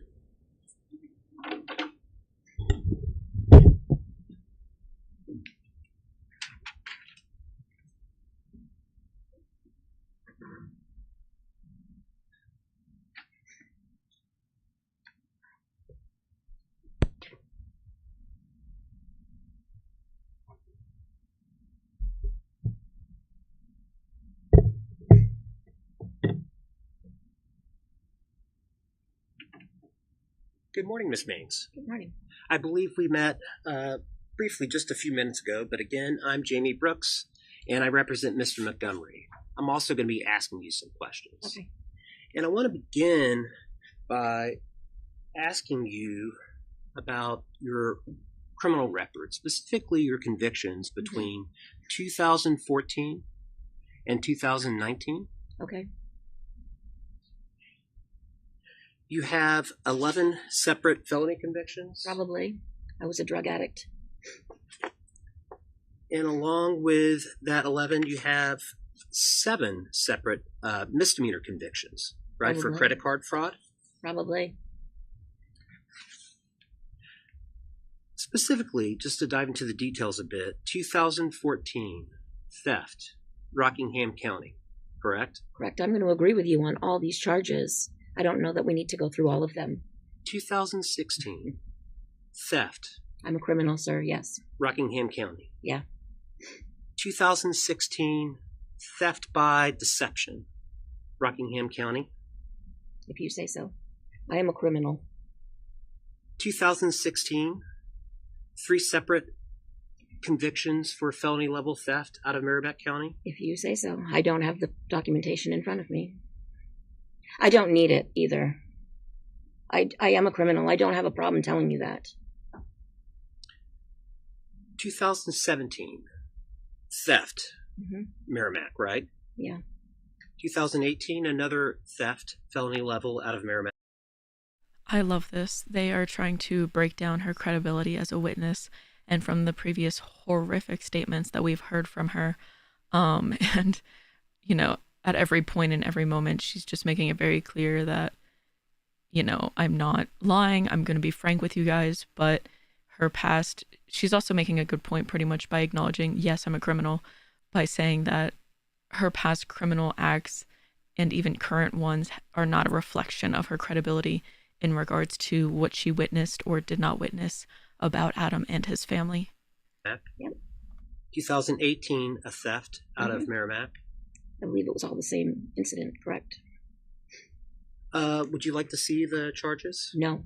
with different docket numbers? No. I'm telling you I'm a criminal. I don't know why that would make a difference. And you also have 2 theft convictions out of Rockingham County in 2019. Correct.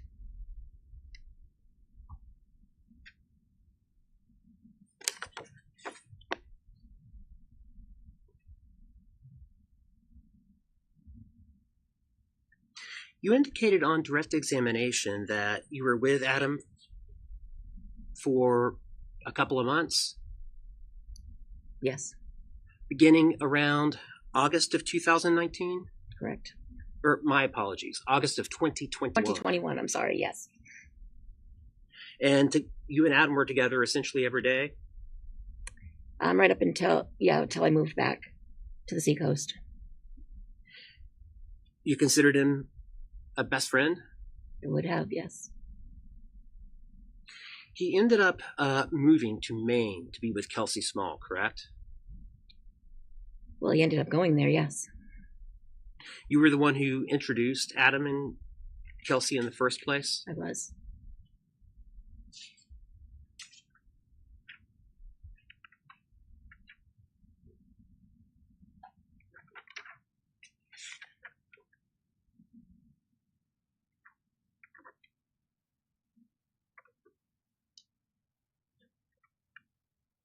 I want to talk with you a bit about your current legal situation. You indicated that you are eligible to be released on parole in April, correct, in a couple of months. Mm-hmm. But it's also fair to say that that is not the extent of your legal troubles, correct? Correct. You are presently facing 3 sets of charges out of 3 separate counties, correct? Actually, it's 4. There's a 4th? Yes. Okay.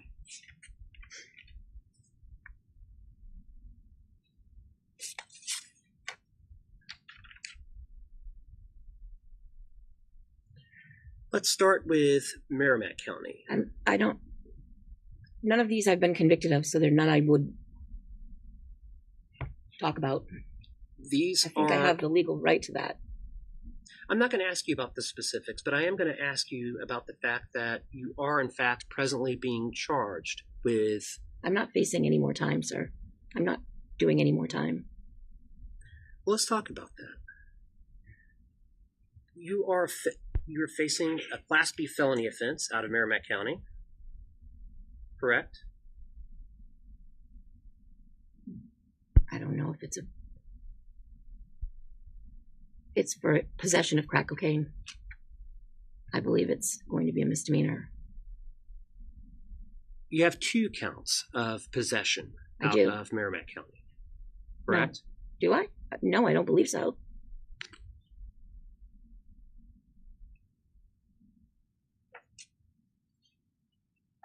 Are you familiar with a document called a case summary? Yes. Would looking at that case summary assist you in knowing what you're charged with? Yeah, I actually...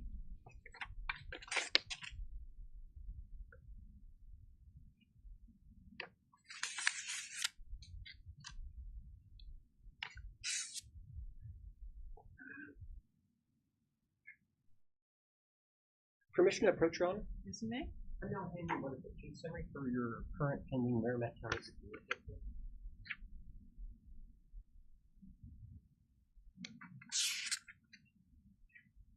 Okay. Having reviewed that, does that help refresh your recollection? No, I was only aware of 1. But you are, in fact, facing 2. Apparently you say so, yes. And those are 2 I'll be happy to take that back. Once we look at it. No, I don't need it. I don't have a problem telling you that. So in Merrimack County alone, you are still presently facing 2 charges carrying a maximum penalty of 3.5 to 7 years in prison. Yes. And there is a second court, correct? Yes. And that's Rockingham County Superior Court. Yes. And out of Rockingham County Superior Court, you're facing an A felony offense. I am. That carries a maximum penalty itself of 7.5 to 15 years. Yes. You also have a charge right here out of this very court, correct? Mm-hmm. I do. Itself a Class B felony. Mm-hmm. Itself punishable by up to 3.5 to 7 years. It is. And you indicated that there's a fourth? I'm correct. Out of Bedford, I have possession of crack cocaine. When did that charge come about? I was arrested on August 12th of 2022. That would also be a felony level offense? It is a misdemeanor. Okay. Acts prohibited or no. And even though you're scheduled for release in April on the sentence you're presently serving, those charges are all still pending. They are still pending, yes. And there is an additional problem as well, right? In each of those 3 cases, you failed to appear for court. I did. And that's not a problem at all. I was in treatment, sir. You were on the lam? I was in treatment, sir. Absconded from your parole? I was in treatment, sir. Yet your parole did not know you were in treatment and a warrant was issued? I believe I've answered that question. And they did know where I was. But thank you. And you would agree that failing to appear for court is itself also potentially a crime? It is a crime, yes. Bail jumping? I was not charged with bail jumping, sir. You haven't been charged with bail jumping yet since being arrested?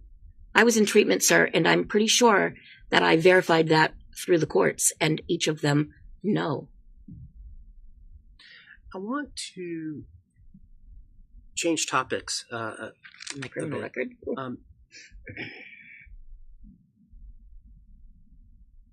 Adam fought for 4 years to get Harmony? Adam fought for 4 years?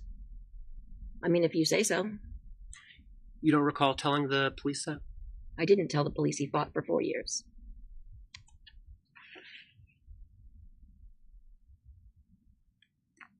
Let's talk about, you indicated something about standing in a corner. I did. She would stand in a corner and poop? Is that something that you said? I said that she used the bathroom in her pants and he put her in the corner. Okay, so we're not talking about the car. No, I'm not. I didn't say anything about the car. Okay, so this is something that would occur when they were living in a home or an apartment or something. Correct.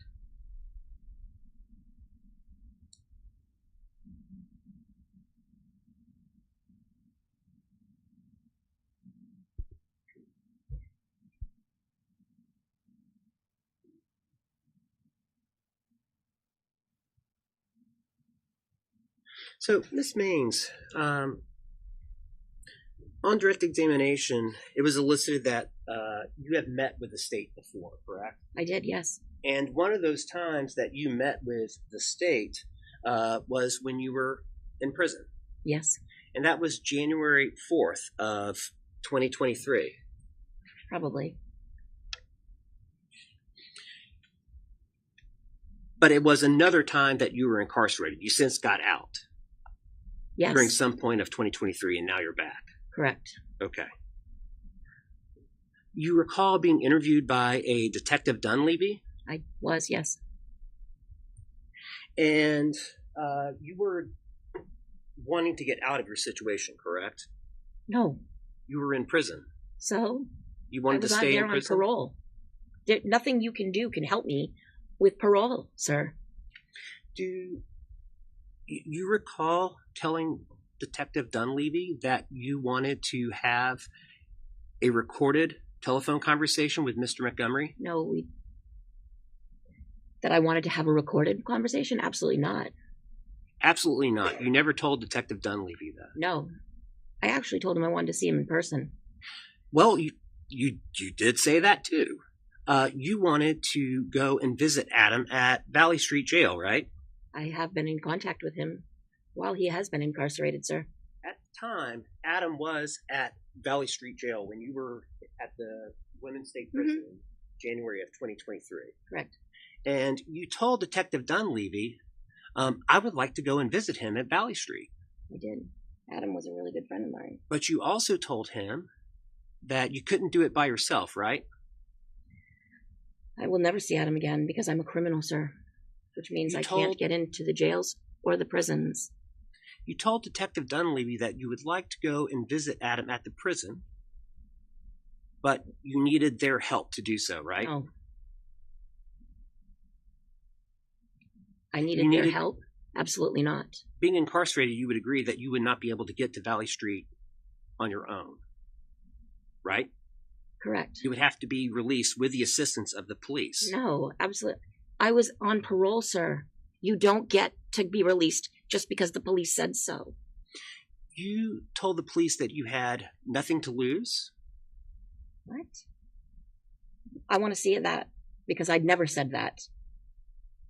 While we're on the topic, at the very end of the conversation with Detective Dunleavy asked, is there any, do you have anything else for us? And your response was, I can tell you all about drugs, right? No, absolutely not. No doubt in your mind? I was there for one reason, sir. Fair to say that you wanted Actually, to I was there improve for your two legal reasons. situation. The second reason was a personal reason, but we never spoke. The drug issue was on a personal reason, but it had nothing to do with Adam, and it had nothing to do with, it had to do with a sexual assault. It had nothing to do with Adam, but it still had something to do with possibly improving your legal situation. It did not. Nothing will improve my legal situation but myself.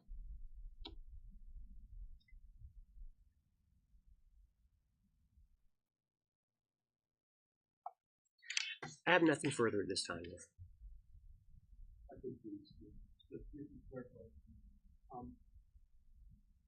With regards to your testimony here today, do you have any promises with the state about what's going to happen to your other charges based upon how you testified today? Not at all. Have you ever asked for any promises from the state in exchange for your testimony here today? I have not. You stated a moment ago on cross-examination that you said, I'm never going to be able to see him again. Can you please explain to the jury why, as somebody who's on parole or as a convicted felon, you're not going to be able to speak with him again? With somebody like him. Absolutely. Well, first of all, I could never go to Valley Street because I've been to Valley Street. I did some time there, and you are not allowed to go to a jail that you have been to.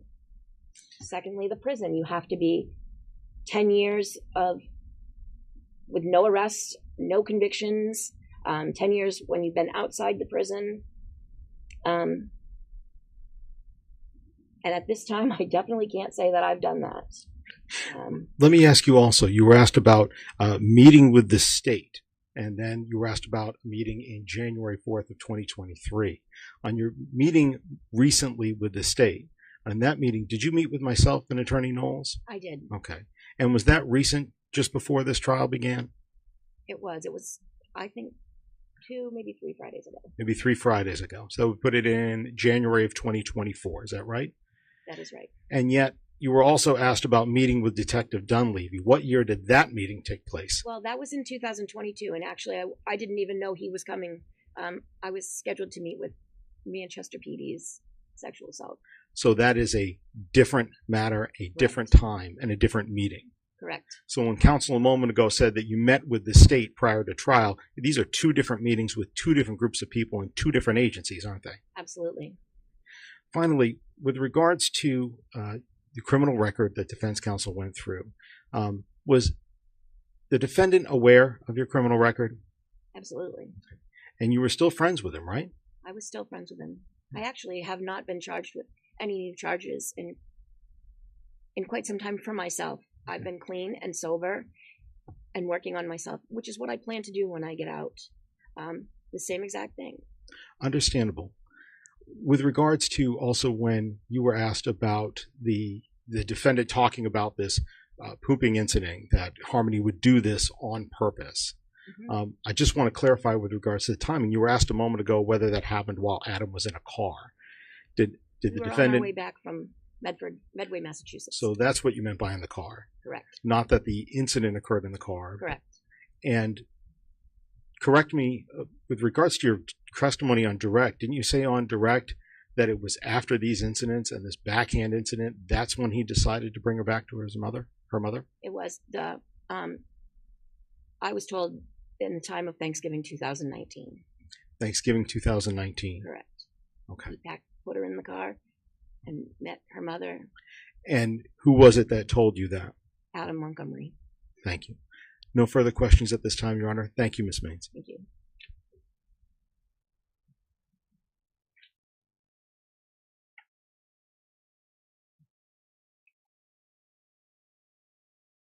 So, Ms. Maines, I do want to clarify. It's your testimony that when you met with Detective Dunleavy January of last year, 2023, you were not trying to offer new ways to try and get information from Adam so as to improve your situation and get out of prison? I was on a parole violation, sir.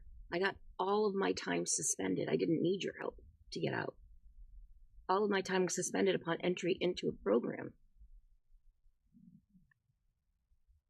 At the time that you had this this interview with Detective Dunleavy, there was your parole situation, but you were facing the very same 3 charges that you're facing now, correct? Yes, I was.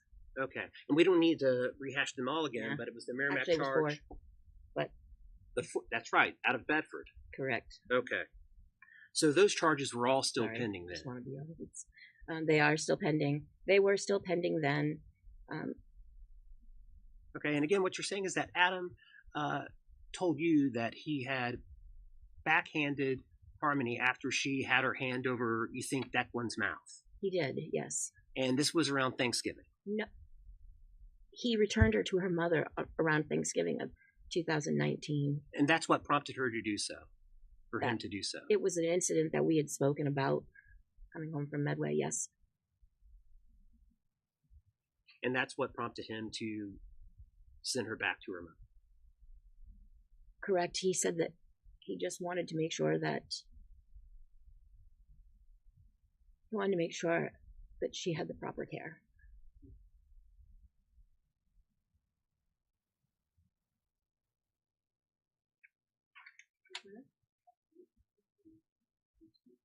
All right, ma'am, you are excused. The objector may please stop. Alrighty, that wraps up her testimony. It was definitely something to see her kind of going against and honestly showing her complete transparency with her charges. And it was a little hard to watch in the sense that, you know, this woman has already done her deeds, right? She's already gone through the ringer, through the court system with it and things like that. So then to take the stand and then kind of get ripped apart for it when she feels like she's already, you know, atoned for those mistakes that she's made in her life is probably really frustrating for her. As we saw, she kept kind of looking around like at the judge and others like, is anyone going to help me? Like, this attorney is just hounding on my charges. And again, she didn't really see how that was relevant. As we know of viewers, we know that they're just trying to break apart her credibility. Hence, at the end, you know, the attorney goes straight from asking about her charges again to, oh, okay, you're saying that Adam struck Harmony, as if she could be lying about that or whatever the case is. And that's also why they hound on the fact that she's not seeking any assistance with things like parole, because that's not even possible. So it's just a matter of she's there to testify against someone that she was really good friends with, but she's doing the right thing, knowing how horrific Adam's crimes were and that he needs to be found guilty for them through her eyes and from her perception, from what she's experienced and witnessed of Adam and his abuse toward Harmony. All right, guys, we are going to stop there today. Thank you, as always, for hanging out, and I will see you next week. Hopefully we'll wrap up with this case around Monday or Tuesday. So see you then. Have a fantastic weekend.